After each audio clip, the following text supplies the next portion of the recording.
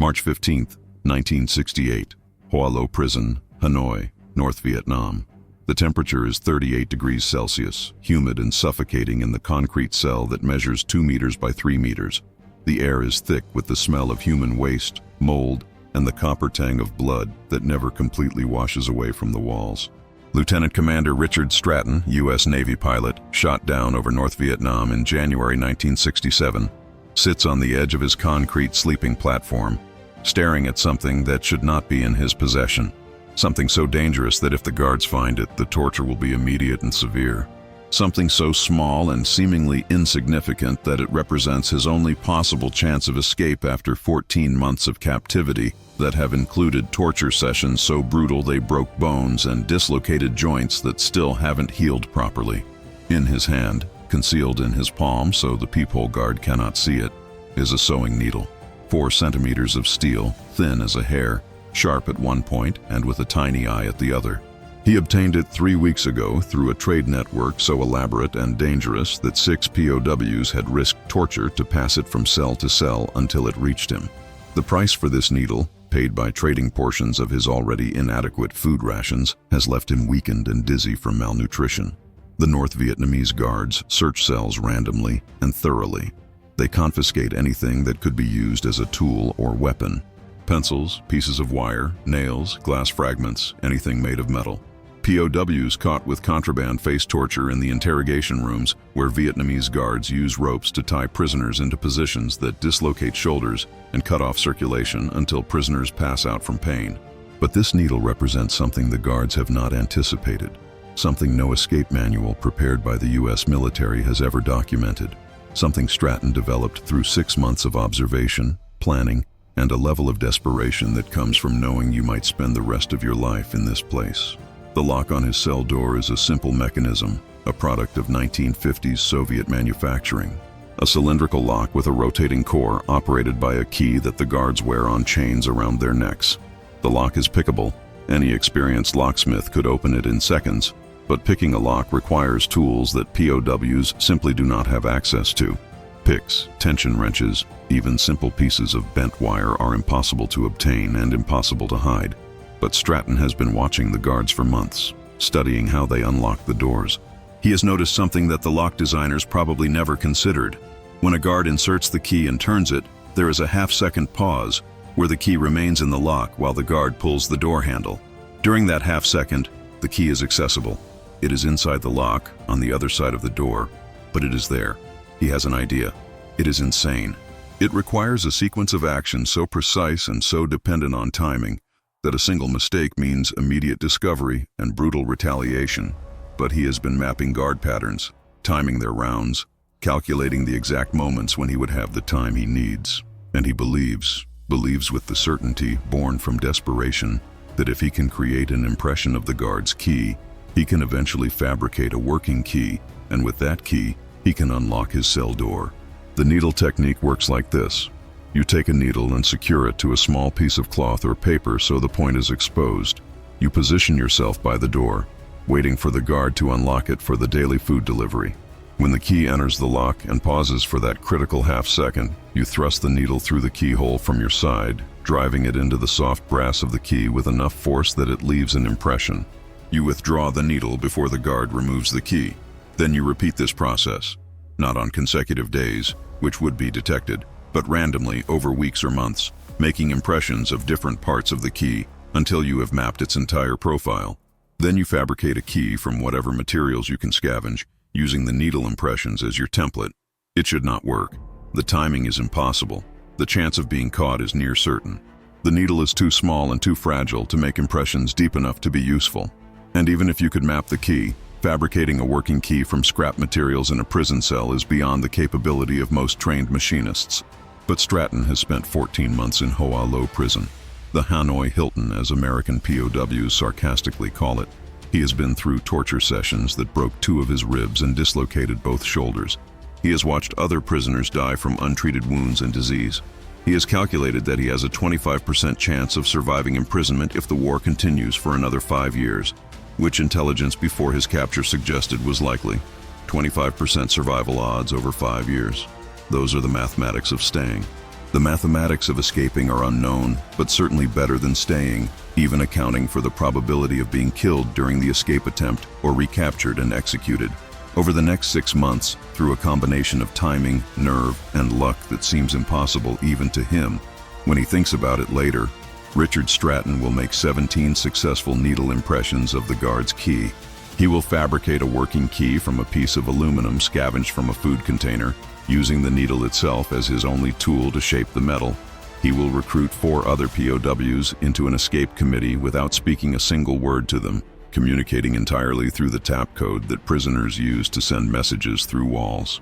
And on September 3rd, 1968, he will unlock his cell door at 0230 hours, free 4 other prisoners, and lead an escape attempt that will get them through 3 checkpoints before they are recaptured 30 hours later, 60 kilometers from Hanoi. The escape will fail. All 5 men will be recaptured, brutally tortured, and returned to solitary confinement for a year.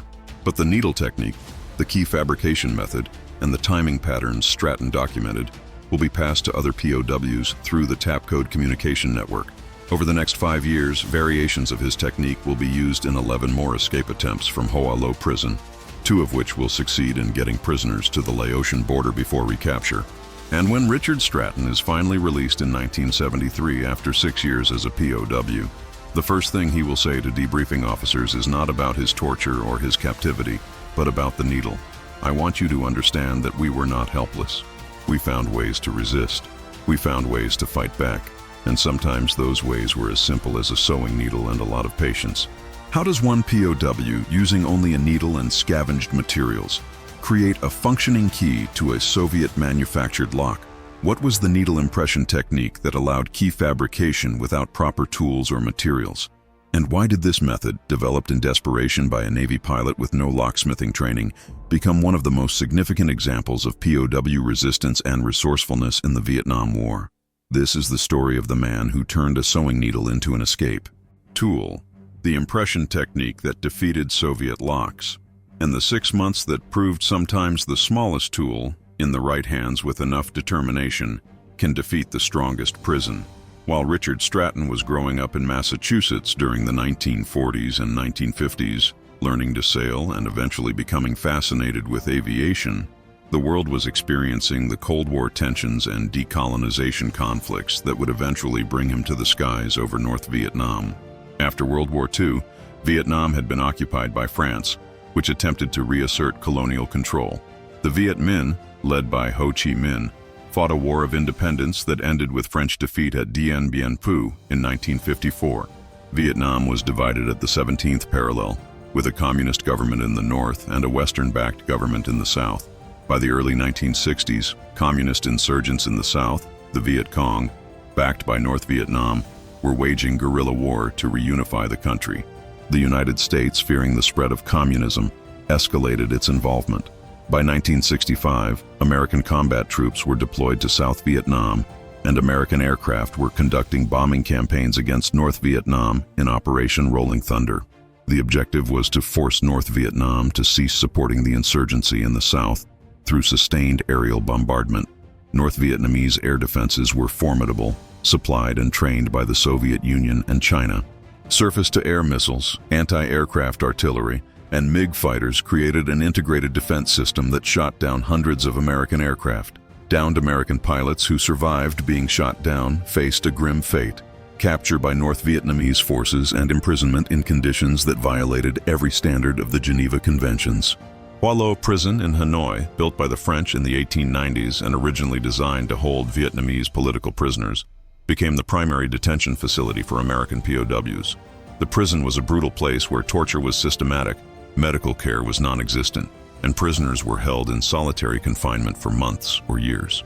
The North Vietnamese used torture to extract propaganda statements, false confessions, and military intelligence. The torture methods included rope torture, tying prisoners in positions that dislocated shoulders and cut off circulation, beatings with rubber hoses and fan belts, prolonged isolation, starvation rations, and psychological torture, including mock executions. American POWs developed resistance techniques. The tap code, a system based on a 5x5 letter grid where letters were transmitted by taps on walls, allowed prisoners to communicate despite being in solitary confinement. A command structure was maintained with senior officers giving orders through the tap code, and resistance to torture followed a protocol. Resist as long as possible, provide false or useless information when forced to comply, return to resistance as soon as recovered enough to do so. But escape was considered nearly impossible. The prison was in the heart of Hanoi, hundreds of miles from friendly territory. Escapees would be immediately identifiable as Westerners in a population that was entirely Vietnamese. The North Vietnamese military and police presence was overwhelming, and recaptured escapees faced torture and possible execution. Despite these obstacles, some POWs believed escape attempts were necessary, both for the possibility of success and for the morale boost that resistance provided to the prisoner population. As one senior POW officer later wrote, "We needed to try. We needed to show ourselves and our captors that we were not defeated, not broken, not resigned to our fate. Even if escape attempts failed, they proved we were still fighting." Richard Stratton had graduated from the U.S. Naval Academy in 1959 and trained as a pilot, flying A-4 Skyhawk attack aircraft from the carrier USS Ticonderoga. On January 5, 1967, during his 21st combat mission over North Vietnam, his aircraft was hit by anti-aircraft fire. He ejected successfully, but was immediately captured by North Vietnamese forces. The initial interrogation was brutal.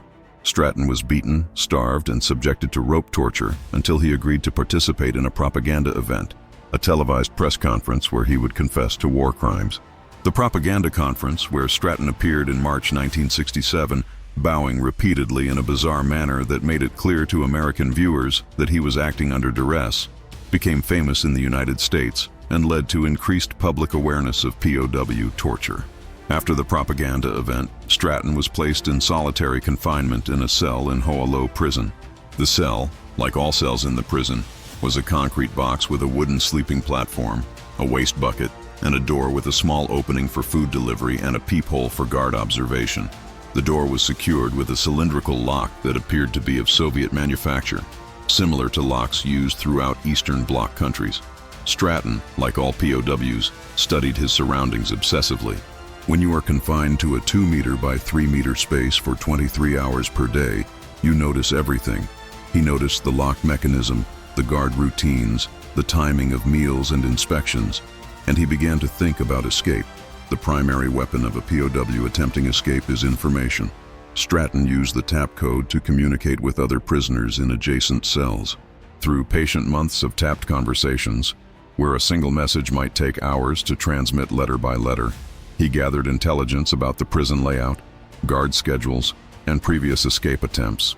He learned that several POWs had attempted to escape over the years, all unsuccessfully.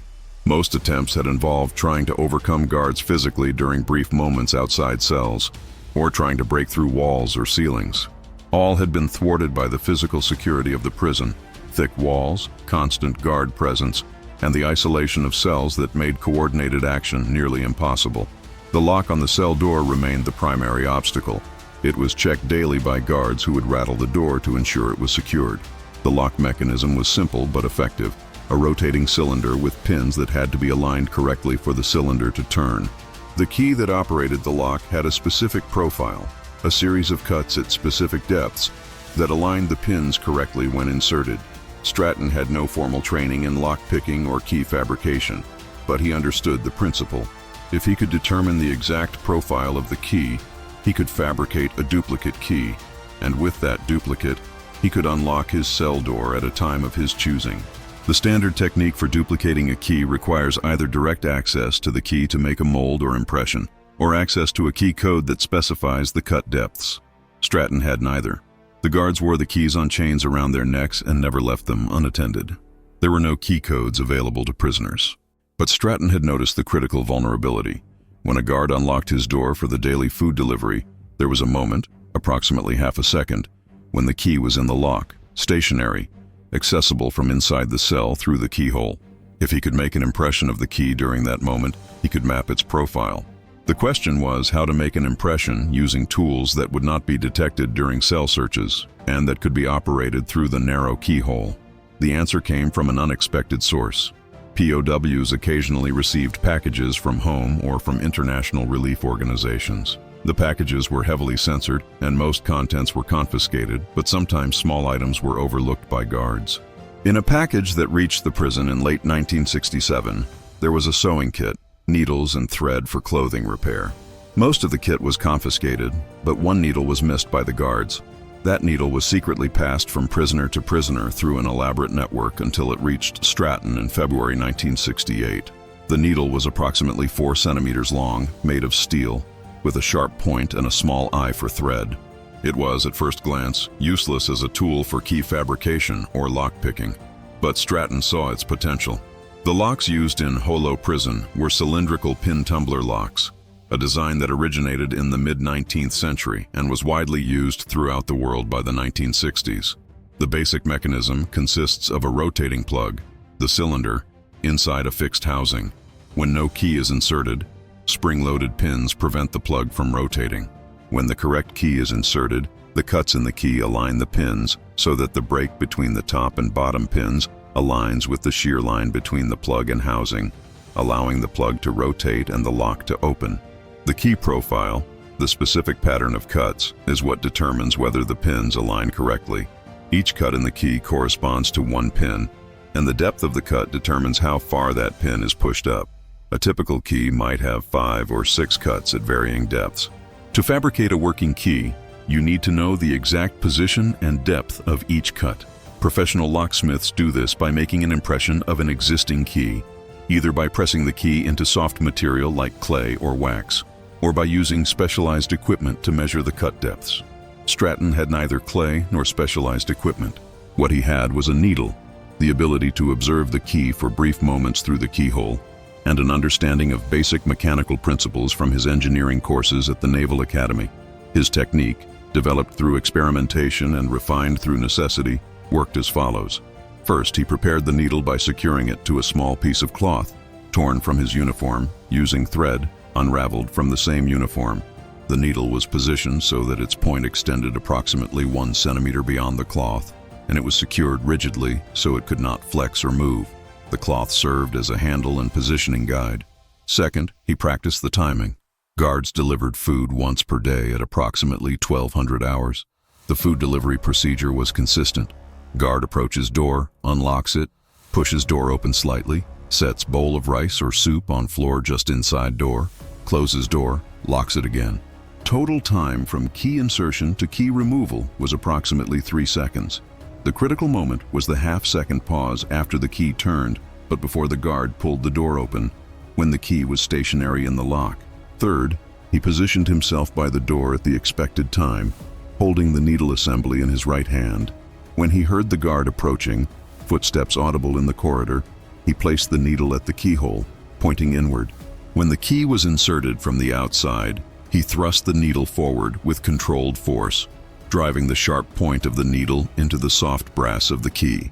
The needle point would penetrate perhaps 1/10 of a millimeter into the brass, creating a small dimple. When the guard withdrew the key, Stratton would withdraw the needle. After the guard left, he would examine the needle point under the dim light from the cell window. Often there would be a tiny piece of brass adhering to the needle, confirming that contact had been made. The technique required extraordinary precision. Too much force and the guard would feel the resistance as he removed the key. Too little force and no impression would be made. The angle had to be exactly perpendicular to the key surface, or the impression would be at the wrong location. And the timing had to be perfect. If Stratton thrust the needle too early or too late, he would miss the key entirely. Over 6 months, from March through August 1968, Stratton made 17 successful needle impressions. Not 17 attempts, he made over 100 attempts. But 17 times he made contact with the key, created an impression, and successfully withdrew the needle without detection. Each impression gave him information about one small area of the key profile. By varying the angle and position of the needle over multiple impressions, he gradually mapped the entire key profile, the location and approximate depth of each cut. He recorded this information using a code scratched into the underside of his sleeping platform with a small piece of gravel. The code was designed to be meaningless to guards if discovered, but precise enough that Stratton could reconstruct the key profile from it. Each cut was represented by a specific scratch pattern indicating its position along the key and its relative depth. By September 1968, he had a complete map of the key. Now came the even more difficult part, fabricating a working key. The materials available to a POW for fabricating anything are severely limited. Metal is the most difficult material to obtain and the most severely restricted by guards who understand its potential use for tools or weapons. But Stratton had been hoarding a small piece of aluminum for months, a fragment of the rim from a food bowl that had been dented and broken. He carefully worked the broken piece back and forth until metal fatigue caused it to separate from the bowl. The piece was approximately 5 centimeters long, 1 centimeter wide, and 1 millimeter thick.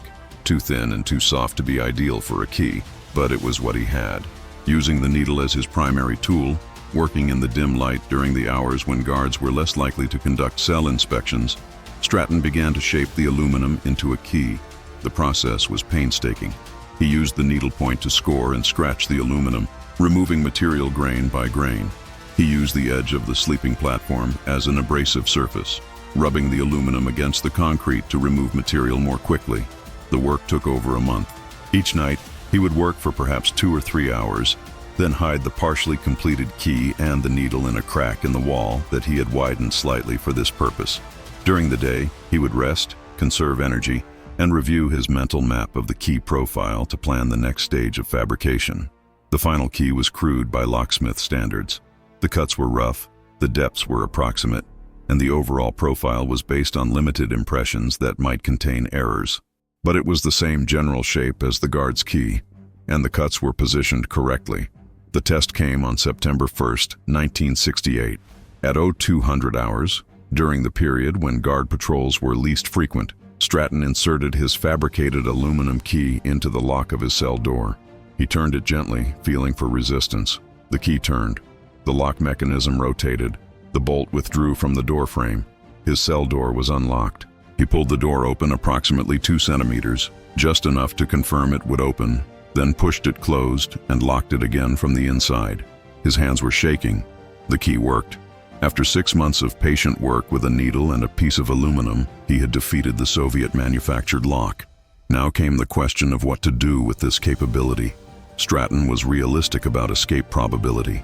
He was in the center of Hanoi, hundreds of kilometers from friendly forces, with no knowledge of the language, no civilian clothing, no maps, and no contacts.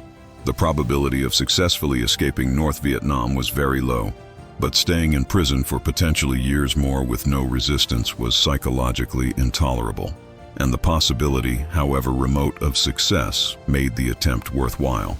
As he later wrote in his memoir, "I knew I would probably be recaptured. I knew the torture that would follow, but I also knew that attempting escape was better for my soul than accepting captivity. I needed to try for myself, for my fellow prisoners who would know through the tap code that someone was still fighting, and for the possibility that I might actually make it." Using the tap code, Stratton communicated his capability to other POWs in adjacent cells. He proposed an escape committee of 5 men who would break out together, increasing their chances through numbers and mutual support. 4 other POWs, Captain James Stockdale, Lieutenant Commander Howard Rutledge, Lieutenant Commander Robert Shoemaker, and Lieutenant Larry Spencer, agreed to join the attempt. Stratton fabricated 4 additional keys over the next 2 weeks, using the same technique but working faster now that he had refined the process. Each key was tested by the recipient in their cell lock to ensure it worked. All 4 keys successfully unlocked their respective cells. The escape was planned for September 3rd, 1968. The timing was based on guard patterns that showed a brief window between 0230 and 0300 hours when guard presence in their cell block was minimal. The plan was simple. Unlock cells, move together through the prison to the perimeter wall, climb the wall using improvised rope made from torn cloth, and then move through Hanoi toward the countryside, traveling at night and hiding during the day. They would attempt to reach Laos, approximately 300 kilometers to the west, where they might contact friendly forces. It was a desperate plan with almost no chance of success, but it was a plan, and it was action. And for men who had been passive victims of torture and imprisonment for over a year, action was psychologically necessary regardless of the probable outcome. At 0230 hours on September 3rd, 1968, 5 American POWs unlocked their cell doors using aluminum keys fabricated with a sewing needle and stepped into the corridor of POW prison. They were free of their cells for the first time in months. They moved silently through the darkened corridor toward the exit they had identified through patient observation and communication. They made it through 2 interior checkpoints, encountering no guards. Moving like ghosts through the prison they had studied through walls and windows for so long. They reached the perimeter wall, approximately 4 meters high, and began climbing using their improvised rope. They were on the wall, about to drop to the outside, when searchlights suddenly illuminated them. Guards had detected their absence during a cell check. Alarms were sounding. Guards with rifles were running toward their position. The 5 men dropped from the wall and ran. They scattered, hoping that some might escape in the confusion. They made it perhaps 200 meters through the streets of Hanoi before soldiers cordoned off the area. By 400 hours, all 5 had been recaptured. The torture that followed was the worst any of them had experienced. They were beaten severely. They were subjected to prolonged rope torture that dislocated shoulders and caused several to pass out from pain. They were interrogated for hours, the guards demanding to know how they had unlocked their cells, whether they had outside help, what their escape plan had been. The 5 men, following their training, resisted as long as they could. Eventually, under torture, they acknowledged they had used fabricated keys but provided false information about how the keys were made. They claimed to have stolen wire and used it to pick the locks, never mentioning the needle or the impression technique. The torture continued for days.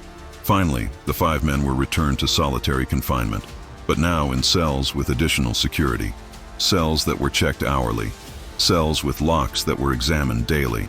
Cells where any contraband would result in immediate and severe punishment. But before he was returned to his cell, before the torture broke him, Stratton managed to send one message through the tap code to other POWs in the prison. The message was simple. Keys work, needle impressions, aluminum fabrication. That message, transmitted through walls in the code that the guards could not intercept, spread through the POW population at POW prison. Other prisoners began to implement variations of Stratton's technique. Over the next 5 years, 11 more escape attempts were made using keys fabricated through similar methods. 2 of those attempts succeeded in getting prisoners outside Hanoi and approximately 60 kilometers toward the Laotian border before recapture. None succeeded in reaching friendly territory, but all succeeded in demonstrating that American POWs were not defeated, not passive, not resigned to their fate. What was the real significance of Stratton's needle technique? How did a method that never resulted in a successful escape become one of the most important examples of POW resistance in the Vietnam War? The answer lies in understanding that the value of escape attempts extends beyond the practical possibility of reaching freedom. The psychological and symbolic value of resistance, the demonstration that prisoners are still fighting, is itself a form of victory even when the escape fails. Post-war analysis by military psychologists studying POW resilience identified Stratton's escape attempt and the spread of his technique as a critical factor in maintaining prisoner morale during the late 1960s and early 1970s. The knowledge that someone had found a way to defeat the locks, that escape was technically possible even if practically difficult, gave prisoners hope that had been absent before. The tap code messages that spread through the prison after Stratton's recapture included not just the technical details of the key fabrication, but also the message that resistance was possible. POWs who were despairing, who were considering collaboration with the North Vietnamese to escape torture, found renewed determination to resist. As one POW later wrote, "When we heard through the tap code that Stratton had fabricated keys and unlocked his cell, it changed something fundamental. We realized we were not helpless. We had agency. We could fight back even in small ways. That knowledge sustained me through 2 more years of captivity." The North Vietnamese response to Stratton's escape attempt revealed its impact. New security procedures were implemented throughout the prison system. Locks were upgraded. Cell searches became more frequent and more thorough. Guard patrols were increased. The North Vietnamese were forced to devote additional resources to preventing escapes, resources that were diverted from other uses. More significantly, the North Vietnamese interrogators began to treat the POWs differently. The escape attempt demonstrated that the prisoners were organized, communicating despite isolation, and capable of sophisticated planning and execution. This forced the North Vietnamese to acknowledge that they were dealing with an organized military force that retained command structure and fighting capability despite imprisonment. The technical details of Stratton's needle impression technique were debriefed extensively after the war. Military intelligence officers were particularly interested in the methodology because it represented a field-expedient solution to a security problem using improvised tools and materials. The technique was classified and incorporated into SEER, Survival, Evasion, Resistance, Escape, training for military personnel at risk of capture. The key elements of the technique that made it effective were patience. The technique required months of careful observation and preparation. Stratton made over 100 attempts to achieve 17 successful impressions. Most people would have given up after repeated failures, but Stratton understood that each failure provided information that improved the next attempt. Precision. The needle had to strike the key at exactly the right angle and with exactly the right force to make an impression without alerting the guard. This required extraordinary motor control and timing that Stratton developed through practice. Incremental information gathering. Each impression provided only partial information about the key profile. Stratton understood that he was building a map piece by piece, and that patience would eventually yield a complete picture. Materials exploitation. Stratton identified and exploited materials that were available despite being in a secure prison environment. A needle that had been overlooked, aluminum from a broken food bowl, thread from his uniform. He demonstrated that useful tools can be created from almost any materials if you understand their properties. Risk calculation. Stratton accepted the risk of torture and possible execution to attempt something that had a low probability of success. This calculus, that attempting resistance is worth the cost even when success is unlikely, is fundamental to POW resistance psychology. Richard Stratton was released from North Vietnamese captivity on March 4, 1973, as part of Operation Homecoming. He had been a prisoner for 6 years and 2 months. He retired from the Navy as a captain in 1978. In interviews after his release, Stratton was asked repeatedly about his escape attempt and the needle technique. His responses were characteristically focused on the principle rather than the details. The point wasn't whether we succeeded in escaping Vietnam. The point was that we tried. We demonstrated to ourselves and to our captors that we were still fighting. That's what matters. Every POW who attempted escape, every POW who resisted torture, every POW who maintained their integrity under impossible pressure, they all contributed to our collective survival. The needle was just a tool. The real weapon was the refusal to accept defeat. When asked if he regretted the attempt given the brutal torture that followed, his response was immediate. No, I would do it again.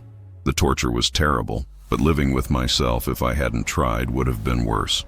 You have to understand, we were in a situation where we had lost almost all control over our lives. The escape attempt was a way of taking back some of that control, even if only for a few hours. That act of agency, that moment of being the actor rather than the victim, was worth any amount of pain that followed. Today, at the National Museum of the U.S. Navy at the Washington Navy Yard, there is an exhibit on Vietnam War POWs. Among the displays is a replica of a cell from Hoa Lo Prison, complete with concrete sleeping platform, waste bucket, and a door with a cylindrical lock. Next to the exhibit is a display case containing a sewing needle, not the original needle Stratton used, which was confiscated by North Vietnamese guards, but a similar needle from the period. The placard reads, POW Resistance, the Needle Technique. Lieutenant Commander Richard Stratton, U.S. Navy, imprisoned at Hoa Lo Prison, Hanoi Hilton, 1967-1973, used a sewing needle to make impressions of his cell door key, then fabricated a working key from scavenged aluminum. His escape attempt in September 1968 failed and resulted in severe torture, but the technique he developed was shared with other POWs and became a symbol of American prisoner resistance and resourcefulness. The needle represents the principle that even the smallest tool, used with determination and ingenuity, can challenge the strongest prison. At the Navy SEER School, where pilots and air crews are trained in survival and resistance techniques, Stratton's story is taught as a case study in several contexts. Improvisation, using available materials in unexpected ways to solve problems that conventional tools cannot address. Students are taught to look at every object as a potential tool and to think creatively about how materials can be repurposed. Patience under pressure. the ability to work toward a long-term goal, despite immediate hardships and setbacks. Stratton's 6 months of patient work to map a key profile is presented as an example of sustained focus under adverse conditions. Risk assessment, understanding when to accept high risks for potentially high rewards. Stratton's decision to attempt escape despite knowing the probable outcome was recapture, and torture is analyzed as an example of rational risk-taking when the alternative is unacceptable. Symbolic resistance, recognizing that acts of resistance have value beyond their practical success or failure. The psychological impact of Stratton's attempt on other POWs is taught as an example of how individual acts can influence collective morale. Technical skill development, the methods Stratton used to learn about lock mechanisms, to make impressions without proper tools, and to fabricate keys from inadequate materials, are taught as examples of technical problem-solving under constraint. It is a reminder that resistance is not always about overpowering the enemy or achieving dramatic victories. Sometimes resistance is about refusing to accept the role of passive victim, about maintaining your identity as a fighter even when the fight seems hopeless, about demonstrating to yourself and others that defeat is not inevitable, even when the odds are overwhelming. 6 months of patient work, 1 sewing needle, 17 impressions made through timing so precise it seems impossible. 1 aluminum key fabricated grain by grain using the needle as the only tool. 5 men who unlocked their cells and walked free for 2 hours before recapture. The insane needle trick that engineers and locksmiths said could not work.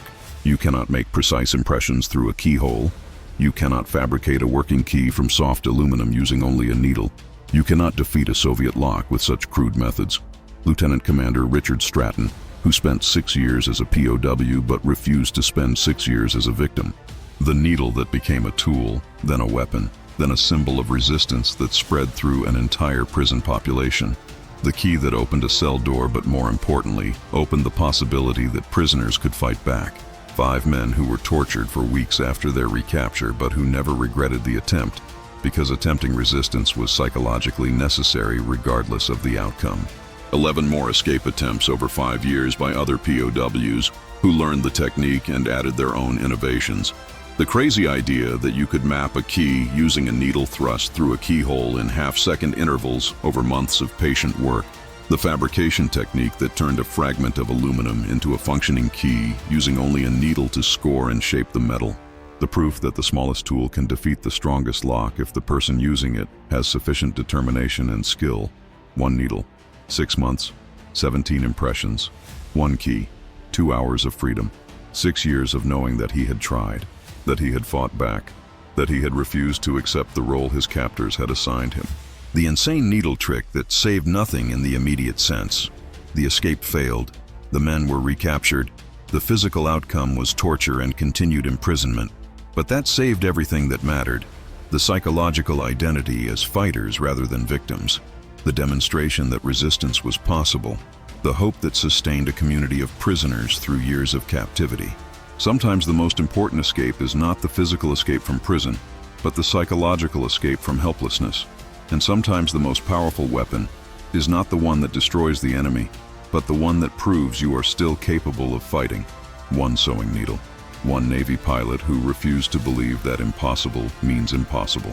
1 technique that should not have worked but did, because desperation, ingenuity, and extraordinary patience created a solution where none should have existed.